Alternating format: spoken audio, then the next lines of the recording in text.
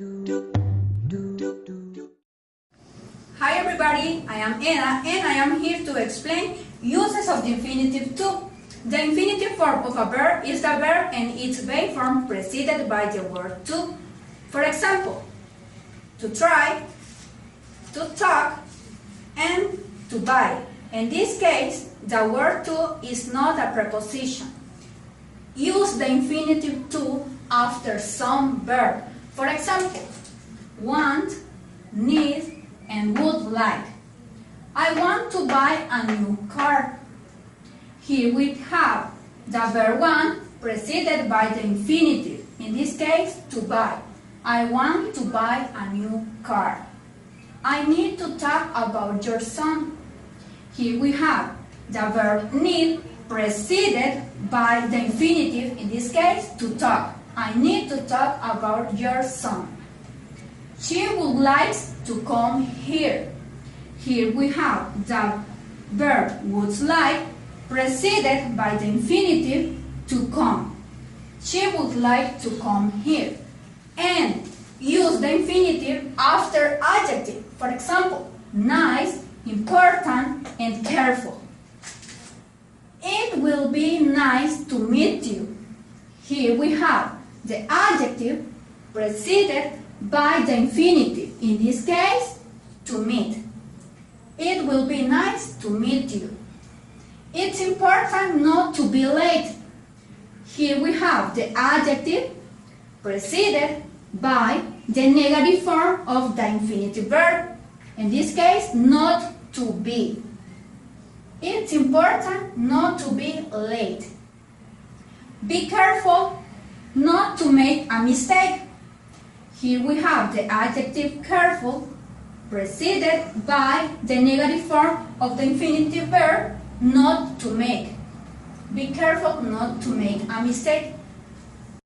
This is all for today. I hope you understand and enjoy this topic. See you soon.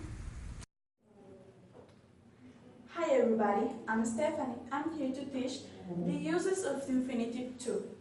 Use infinitive to after question words, for example, what, where, or when. I don't know where to go or what to do. In this case, there are two question words. The first, the question words preceded the infinitive to go. Then, the question word is what, and then the infinitive to do. She doesn't know when to come. We have the question word and then the infinitive to come. And use infinitive to say why you do something. For example, why did you go to the US? To see my family. Why did you go? To see your family.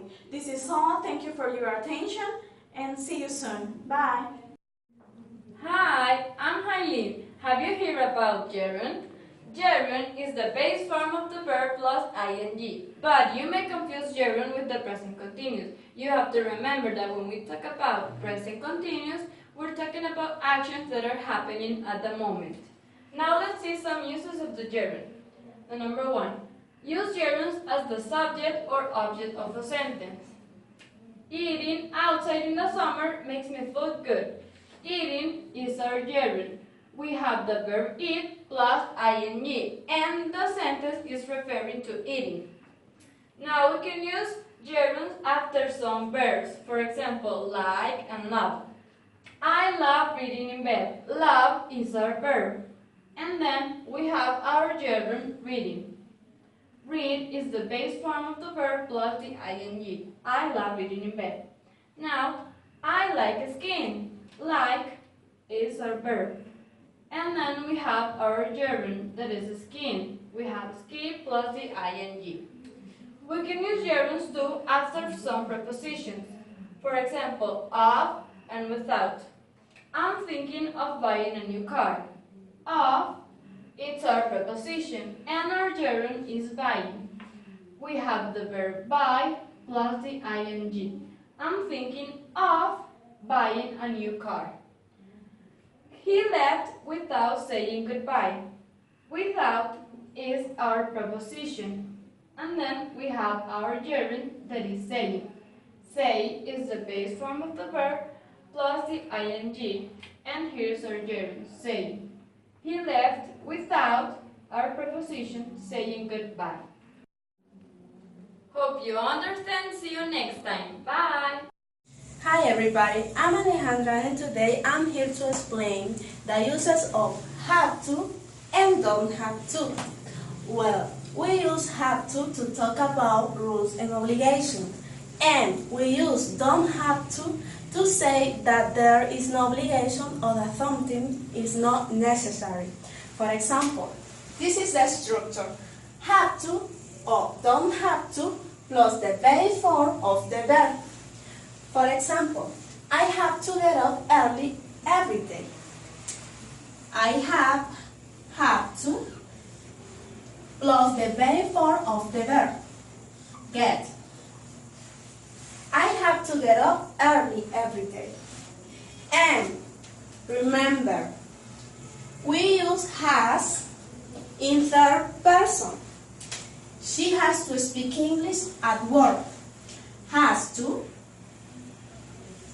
plus the verb form, speak. Now, negative form. Well, we use don't have to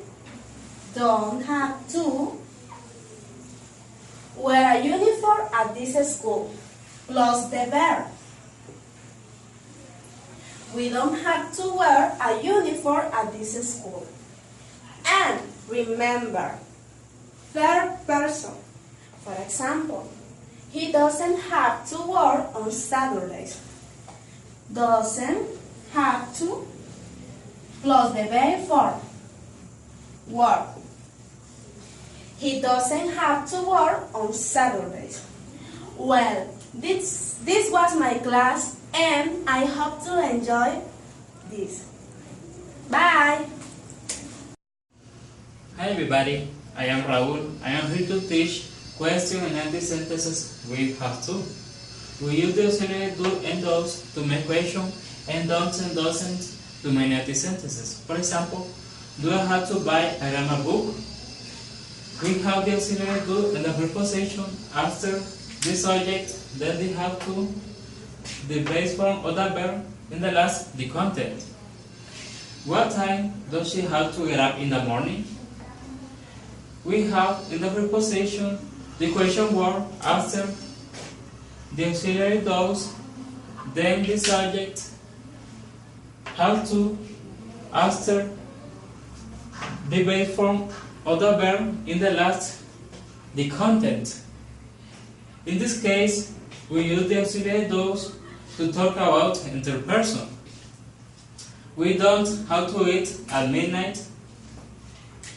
We have the negative auxiliary in the second position, then the have to, the base form of the verb, in the last, the content.